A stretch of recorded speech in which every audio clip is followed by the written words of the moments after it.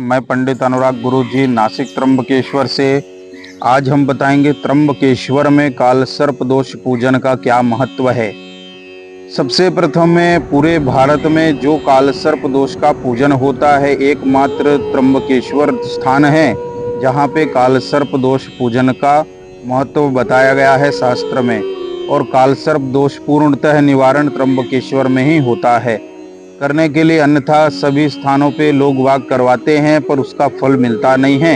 जो फल मिलता है वो त्र्यंबकेश्वर में ही मिलता है। पूर्ण रूप से निवारण त्र्यंबकेश्वर में ही होता है। और त्र्यंबकेश्वर में यदि आप आते हैं तो उसमें कितना खर्चा आता है, पूजन में क्या क्या होता है और जानकारी हमें कैसे पता चले, तो वीडियो पे बने रहिए। आज हम संपूर्ण जानकारी बताएंगे। सबसे प्रथम में घर से आते समय आपको 3 वस्तुएं लेकर के आनी हैं। अपने पूर्वजों का नाम, आपके परिवार में जो गुजर गए हैं, एक पेपर में सबका नाम गोत्र लिख करके लाना है। दूसरे नंबर पे अपनी जन्म कुंडली, जो जन्म कुंडली में काल सर्प दोष बताया है, क्योंकि 12 प्रकार के काल सर्प दोष होते हैं। आपके कुंडली में कौन सा काल सर्प दोष है वो पंडित जी चेक करते हैं, उस अनुसार पूजन विधि करवाया जाता है। उसके बाद में पूजन में बैठने के लिए वस्त्र लेकर के आना है। वो भी लाते हैं तो ठीक है, नहीं तो यहाँ पर त्र्यंबकेश्वर में मिल जाता है। त्र्यंबकेश्वर में आने के बाद में सबसे प्रथम में आपको कुशावर्त कुंड जाना है, वहाँ पे स्नान करना है। स्नान ध्यान होने के बाद में पंडित जी के आश्रम में जाना है।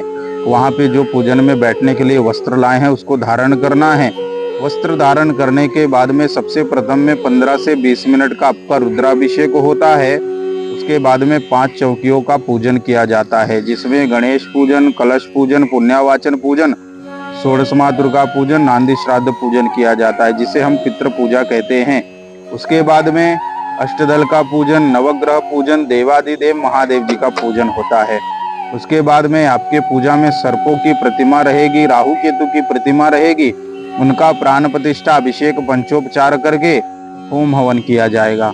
हवन होने के बाद में आपके हाथों से चांदी के नाग नागिन विसर्जन किए जाएंगे। उसमें आपको 3 से 4 घंटे का समय लगता है।